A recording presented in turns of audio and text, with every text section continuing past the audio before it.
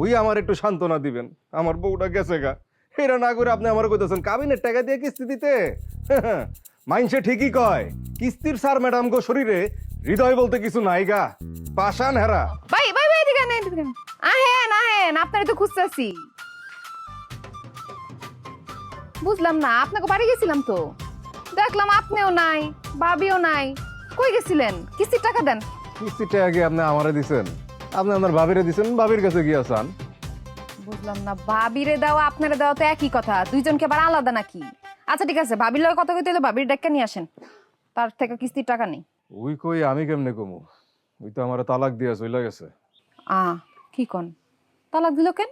আর তাছাড়া তালাকের সাথে কিস্তির টাকার কি সম্পর্ক? এই কিস্তির টাকা লেগেই আপনার ভাবির লগে আমার দিন রাত ঝগড়া বাজ্যা থাকতো।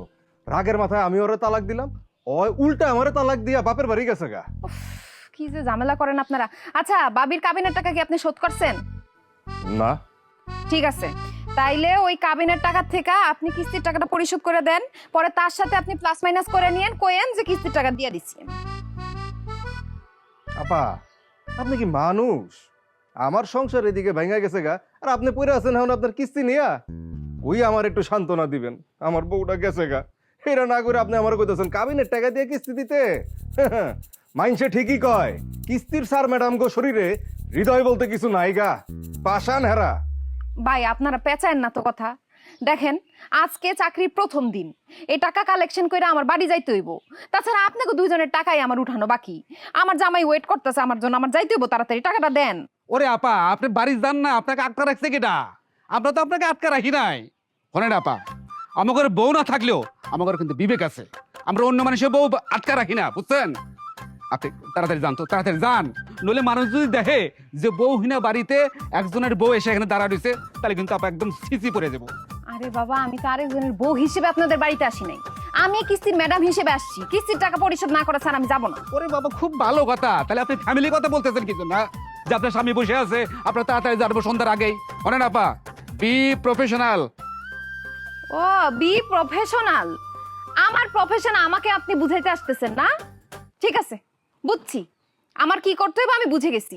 মানিক ভাই, আপনার কিস্তির টাকা তো বাকি আছে, তাই না? আর আপনার কথাবার্তা শুনে যেটা মনে হলো আপনার কাছে টাকা পয়সাও নাই কিস্তির টাকা দেওয়ার জন্য। হ, আপনি একটা কাজ যদি এখন করে দেন, তাইলে এইবারের কিস্তি আপনার জন্য মাফ। কি কইতাছেন আপা? সত্যি? কি করা লাগবে আমার খালি কোন?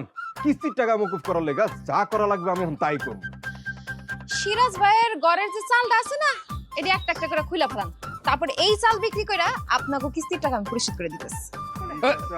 এই মানিক, তুই কি করতেছিস? হ্যাঁ, এই ম্যাডামের কথা শুনে তুই আমার ঘরের টিন খুলতেছস? হ্যাঁ, আমরা সিরাজ ভাই, আমার কিস্তির টাকাটা মকুব করা লাগবে। এই মানিক, এই খারাপ ভাই, আমি দুজনেই কিস্তি দিয়ে দিতেছি, তুই চুপ কর, দাঁড়া টাকা নিয়ে আসি। তাহলে তো হয়ে গেল। টিন পুরান, আপনার বাড়ির টিনটা কিন্তু আবার নতুন আছে। এই যা এই যে 2000 টাকা নেন। শোন, সামনের কিস্তি টাকা কিন্তু তুই ব্যবস্থা করবি, আমি কিন্তু দিতে পারবো না। সিরাজ ভাইয়ের কিস্তি হইল, মানিক ভাইয়ের কিস্তি হইল। আসি তাইলে। বাবা, আর দয়া করে আসেন না, আর কিন্তু টাকা দিতে পারবো না। ভাই, সময় মতো আমি আবার চলে আসবো। আসসালামু আলাইকুম। মাফ করেন আপা, মাফ করেন। ঠিক আছে। সিরাজ ভাই, আমিও জায়গা যা। কিস্তি রে।